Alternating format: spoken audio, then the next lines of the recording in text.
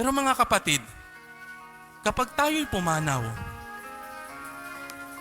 ano kaya ang magiging reaksyon ng mga tao sa buhay natin? Sila kaya ay iiyak? Baliktad na, di ba? Iiyak dahil nanghihinayang, dahil napakabuti ng taong ito. O kaya sila ay ngingiti. Ngingiti pa rin dahil buti na lang wala ka na. Kinuha ka na ni Lord. Alam ninyo na hindi lamang sa ganang sarili ninyo kung bakit kayo patuloy na nabubuhay. Hindi lamang dahil sa inyong mga inspirasyon at mga kapamilya. Alam ninyo na ang Diyos ang nagdala sa inyo hanggang sa araw na ito.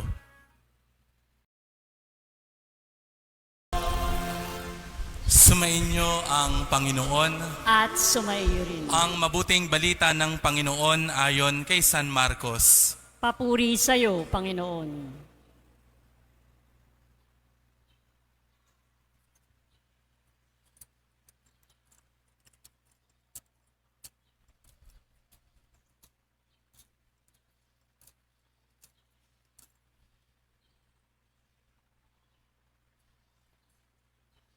Noong panahong iyon, sinabi ni Jesus sa kanyang mga alagad, "Mag-ingat kayo at maging handa, sapagkat hindi ninyo alam kung kailan ang takdang oras. Katulad nito ay isang taong umalis upang maglakbay sa malayong lupain. Ipinababahala ang kanyang tahanan sa mga alipin na binigyan ng kanya-kanyang gawain, at inuutusan ng bantay pinto na maging laging handa sa kanyang pagdating. Gayon din naman, maging handa kayong lagi, sapagkat hindi ninyo alam kung kailan darating ang puno ng sambahayan. Maaring sa pagdilim, sa hating gabi, sa madaling araw, o kaya'y sa umaga. Baka sa kanyang biglang pagdating ay maratnan kayong natutulog. Ang sinasabi ko sa inyo'y sinasabi ko sa lahat, maging handa kayo." Mga kapatid, ang mabuting balita ng ating Panginoon. Pinupuri ka namin, Panginoong Hesukristo. Hi! Hello. Mapagpalang first Sunday of Advent po, mga kapatid. Totoo po, chapter closed. Dahil tapos na po ang ordinary time, ang karaniwang panahon, at tayo po ngayon ay nagsisimula ng panibagong taon sa kalendaryo ng ating simbahan. At ito po ay ating inuumpisahan sa pamamagitan ng ating pagdiriwang sa panahon ng Adbyento. Ang 4 na linggo ng ating paghahanda sa Pasko. Ang Pasko na siyang pinakamagandang kwento. Amen?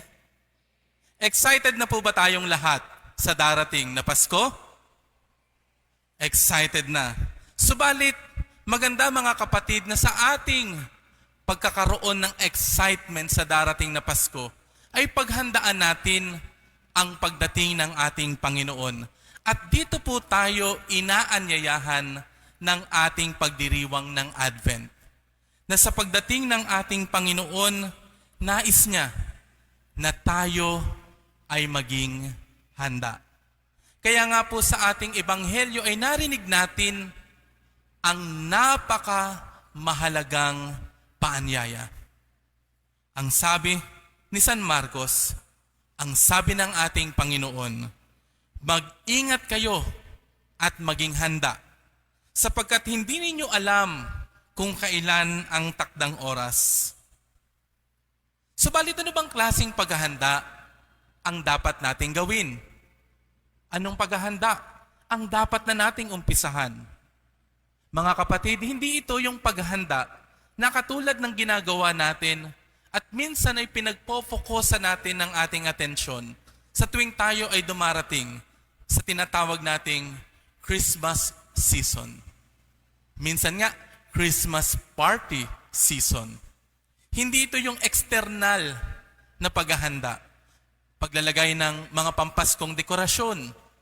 Pag-iisip kung anong brand ng ham ang ating ihahanda.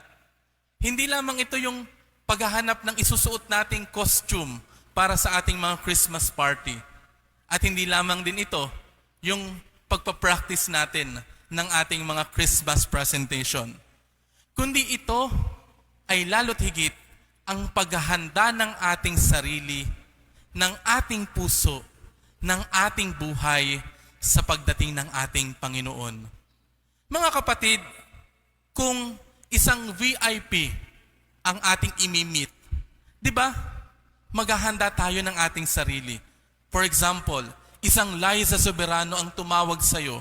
Isang Enrique Hill ang tumawag. Sila pa naman, di ba? Amen? What if sila yung tumawag sa'yo? Ang sabi sa'yo, makikipagkita ako sa'yo. Gusto kitang mamit. Di ba kung ganoon ang mga klase ng mga tao, yung mga idol o mga mahalagang tao sa ating lipunan ang makikipag-meet sa'yo, ang gagawin mo, magpapaganda ka, magpapapogi ka. Hahanapin mo yung pinakamagandang pwede mong isuot. Kung pupunta sa bahay nyo, maglilinis kayo. Ilalabas nyo na yung inyong kurtina na amoy mothball dahil galing pa sa inyong mga drawer. Naghahanda tayo dahil mahalaga ang darating. Dahil mahalaga ang ating mamimit. Ganon din po ba tayo sa ating Panginoon, mga kapatid? Ngayong panahon ng ang Adbyento, tanungin natin ang ating sarili, ano bang klaseng paghahanda ang ating ginagawa? Ang key para malaman natin kung handa na tayo sa pagdating ng ating Panginoon ay ating tingnan ano bang klase ng buhay ang meron tayo ngayon. Kung i-evaluate ninyo ang inyong sarili sa inyo ng mga naging paglalakbay, sa inyong naabot sa buhay, masasabi nyo ba na ready na tayo na makatagpo ang Diyos?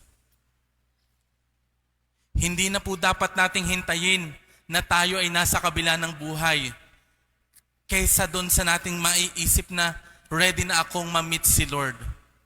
Ang sabi sa isang quotation, the best preparation for tomorrow is doing your best today. Di ba? Ang pinakamagandang paghahanda para sa kinabukasan ay ang pagbibigay ng iyong best, ng pinakamaganda, pinakamaayos ngayon. Kaya nga mga kapatid, tatanungin natin ang ating sarili, kamusta ba ang buhay natin? Meron ba tayong pinaghihinayangan? O hihintayin pa ba natin ang mga last minute preparation? Yung mga panahon na maiisip na lamang natin na, kung may oras lang ako, kung may panahon lang ako, magpapakabait na ako. Mamahalin ko sana itong aking mga mahalagang tao sa buhay ko. Pero minsan nare-realize na natin kung kailan wala na sila, saka lang natin napapagtanto, dapat noon pa lang ibinigay ko na ang pinaka 100% kong pagmamahal sa Kanya. Mga kapatid, naihandog mo na ba ang iyong buhay para sa iba?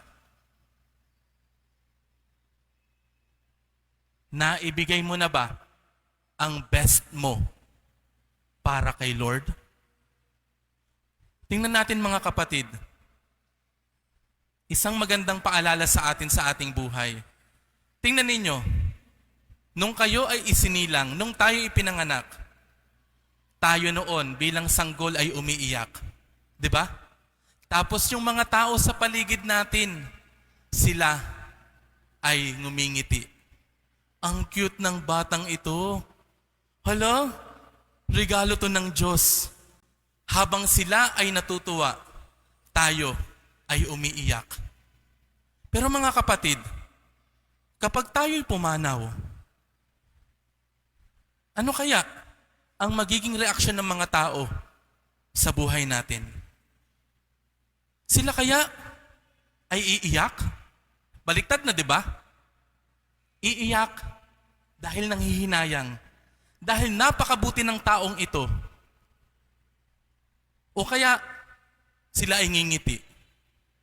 Ngingiti pa rin dahil buti na lang, wala ka na. Kinuha ka na ni Lord. Siyempre tayo, hindi na tayo makakangiti. Nakakatakot naman kapag ikaw ay nakalagay sa kabaong tapos ngumiti ka pa. Delikado, di ba? Pero ang malaking tanong, ang mga tao kaya sa paligid natin ay ngumingiti dahil nabuhay ka ng mabuti. Sila ba ay umiiyak dahil nanghihinayang sila sa mga pwede mo pang magawa? Mga kapatid, mahaba pa ang panahon. Ngayon na naririnig natin ang paanyaya ng Diyos, mamuhay tayo ng mabuti. Ang linisin natin ang ating puso. Talikdan natin ang ating kasalanan at magbalik loob tayo sa Diyos. Ibigay natin ang best natin ngayong panahong ito ng Adbyento. At sana din habang tayo naghahanda, huwag din nating aalisin sa buhay natin para patuloy tayong makapamuhay ng mabuti ang dalawang attitude na hinihingi ng ating mga pagbasa din. Una, pagtitiwala. Pangalawa, pag-asa. Mga kapatid, sa buhay po ba natin, kayo po ba ay nakapagtiwala na? Sigurado marami. Example, ngayon, ang iba sa atin nakaupo. Ang iba nakatayo. Alam niyo mga nakaupo, ang swerte nyo. Kasi relax kayo dyan, nakaupo. Pero, na-feel nyo na ba na umupo sa isang upuan na hindi kayo nagtitiwala? Di ba parang pag-uupo tayo, parang, baka pag-upo ko nito, masira tong upuan. Ang iba sa atin, relax. Ngayon nakaupo, ang iba natutulog. Wow, pahingang-pahinga. Kasi, relax kayo. Pero ang tanong, kilala nyo bang gumawa ng upuan na yan? Bakit kayo umupo? Dahil nagtitiwala kayo. Mga kapatid, sa buhay natin, magtiwala tayo kay Jesus. Magtiwala tayo sa Diyos na kapag tayo ay kumandong sa pagmamahal ng Diyos, hindi tayo matutumba. Hindi tayo mabubuwal. Sasaluhin tayo ng Diyos. Gumawa tayo ng mabuti, maghanda tayo. Dahil naniniwala tayo na laging nandiyan ng Diyos. Pwede tayong magtiwala sa Kanya. Pwede tayong maglagay ng ating sarili sa Kanya. Sa buhay natin, kilala natin kung sino ang lumikha sa atin. Kilala natin kung sino ang hindi magpapabaya sa atin. Magtiwala tayo sa Diyos. Hindi niya tayo bibiguin. Hindi niya tayo hahayaang bumagsak. Di ba itong sinabi ni San Pablo sa mga taga-Korinto? Kayo'y aalalayan niya hanggang sa wakas upang matagpuan kayong walang kapintasan sa araw ng ating Panginoong Hesukristo. Tapat ang Diyos na tumawag sa inyo upang kayo makipagkaisa sa Kanyang anak na si Jesucristong ating Panginoon.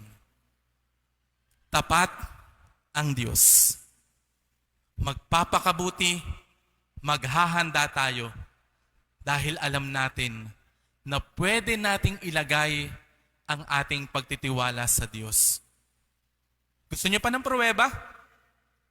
Tingnan ninyo. Nandito kayo. Buhay pa. Pero kung babalikan niyo ang mga naging linggo ninyo, ang dami niyo mga naging problema, di ba? May mga pagsubok kayong pinagdaanan.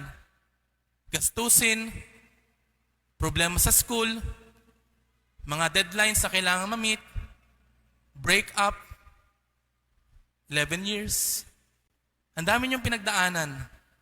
Pero tingnan ninyo, andyan kayo. Nakatayo, nakaupo, handa pa rin, humaharap sa Diyos.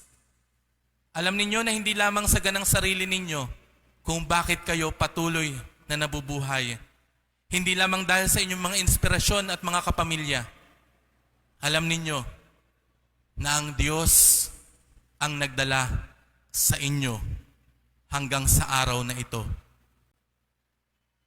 Sa mga susunod na araw, patuloy na mamubuhay. Kaya ilagay ninyo ang inyong pag-asa sa Diyos. Sinindihan natin ang unang kandila, ang kandila ng pag-asa. Umasa tayo sa Diyos. Katulad ng sinabi ni Propeta Isaías, Ikaw lamang, Panginoon, ang aming pag-asa at aming maaasahan. Tanging Ikaw lamang yaong magliligtas sa aming buhay. Mga kapatid, patuloy tayo na mamuhay ng mabuti, ng may pagtitiwala, at lalo't higit ng may pag-asa. Ang sabi sa ating tema, courageous hope.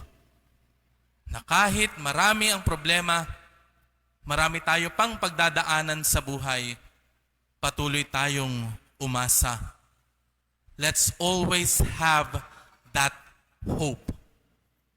Hope is to hold on because pain ends. To hope is to hold on to prayer every day. To hope means to have only positive expectation because we ourselves can become that courageous hope. Sana let us help each other every day. Dahil ito ang pinakamagandang paghahanda na pwede nating gawin ngayong Adbyento.